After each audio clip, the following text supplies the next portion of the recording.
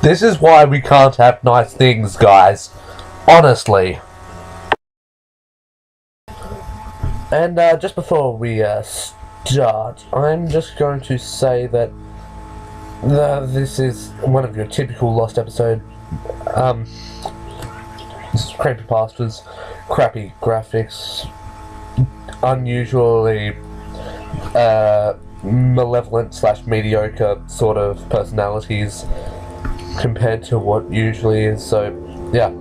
Also, happy Halloween for a few days ago. So yeah, it was a fucking good holiday. Anyway, let me just get started. As you may know, the popular show Ed, and Eddy has been running for a long time. However, between October 7th, 2003 and October 21st, 2003, episode 34 was accidentally released 1 week before it was scheduled to. It was also known to some around the office the primary writer had been sick with the flu, and instead of going on to make episode 34, the show was supposed to replay episode 1. At 5 AM Eastern, people reported a very disturbing new episode premiering on Cartoon Network. Some children were unfortunate enough to see it. Apparently the quality of the episode was mediocre when held to the regular standards.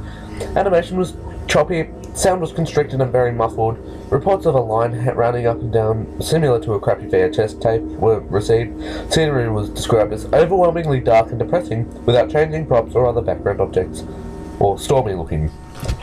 Characters also behaved oddly. Instead of the normal goofy hijinks-inspired personalities, viewer complained that they seemed extremely agitated, gratuitously hateful toward each other, and constantly about to begin sobbing after the lines. The protagonist also had a very bad lisp. No one knows why, but he spoke with a sexual tone, and that further bothered the viewers. I was one of these viewers. The episode began with Eddy walking down the street with Ed. I noticed that Double D was missing. There was an angular shot coming from in front of the two to show them walking toward the viewer. He, Eddy, was wearing the angry look he does when something goes wrong. His eyes were red around the iris. Ed looked absolutely forlorn and practically dragged behind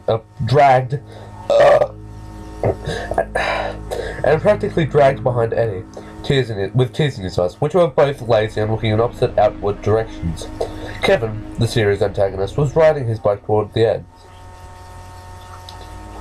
The shot became blurry and low moans were heard coming from Eddy before Kevin hit him, which never happened because the screen went black. The screen then snapped back and Kevin was again headed toward Eddy. The view was so blurry this time, all I saw was a green blob headed toward a yellow one. Again the low moan, only this time it sounded like the microphone was broken and loud static came greatly overshadowing the moan. A claymation sequence of Double D sleeping in Eddy's bed came up. Honestly, it may have been just been the abruptness, but I jumped and shivered. Waking up and getting out of bed, he moved softly around the circular room, the fast pitter-patter of footsteps being the only audio. The sounds were very clear as I was shown a bird's-eye view of him scampering around the room. There were no visible doors. Ed began screeching, sounded like a fisher cat, as he moved wildly around the cell of the room faster and faster, until the screen began blurring again, the purple room's colour swallowing a now orange blur. The screamed close-up of Eddy's front door sat in absolute silence for a maddeningly long time, at least 2 minutes of dead silence on a door. Next we see Jimmy and Sarah at a doctor of some sort, probably oral. Jimmy, obstructed in view by a hanging lamp, is crying loudly with Sarah trying to comfort him in an unusually warm fashion. "It hurts, Sarah, it hurts." Suddenly, the door of the room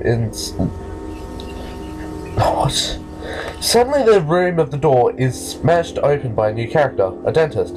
His face wasn't shown because he was tall enough to be out of the shot. Sarah was escorted out of the room. Jimmy was shown. His headgear was mangled, and the front bent upward, stretching his lip very high, tearing proportions. The front of his gums were trickling blood, and teeth was missing. The disturbing part was that he had lost both his arms and legs beforehand, apparently, and sat a paraplegic. I almost cried as I came to the conclusion that the others had beat him up and bent his headgear. The camera stayed on his mangled face for a few seconds, still as a picture, silent as ever. Commercials came on. Well, isn't that fantastic? Commercials! That's part of the entire fucking creepypasta. We are instantly assaulted with a very hairy Rolf in his darkened shed, fisting the cow What? Fisting the cow repeatedly. The visual loops and gets blurry again as the scene pans out. Naz is reading a magazine on a couch. The quality is now perfect. Eddy is now alone, without Ed. The quality declines worse than before, and he's still walking. The sun now lightens the mood somewhat as he smiles and begins running. The door is shown again, and we see through Eddy's eyes as he reaches out and opens it. His house is nice and bright, but a very badly played violin is blaring, the only audio in this scene as he makes his way through the house. Eddy opens the door to his room. Johnny is shown under Naz's couch cushion as he crawls out on all fours in a comedic way and pops up behind her, still oblivious. I laugh because someone forgot to draw his eyes, and I thought of the mole. Suddenly I stopped laughing as he started swallowing her head, still in a cartoonish fashion, of course, but this was different. He and she laid still until she started kicking and struggling. Johnny held on until she went limp. A zoom in on his face revealed an extremely small human eyes. A zoom in on his face revealed extremely small human eyes. Double D was laying on Eddy's floor, no longer in claymation. The camera showed Eddy's house for the remainder of the episode, about 3 minutes, and the next program began on the spot.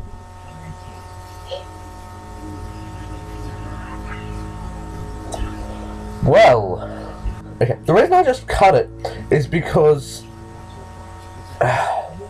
okay, the reason I just cut that last bit is because, well, I tried to make a summary of it, and all I could think of was fisting a cow, so... And also I kind of done goofed the, okay, here's the summary part, like 3 or 4 times, so...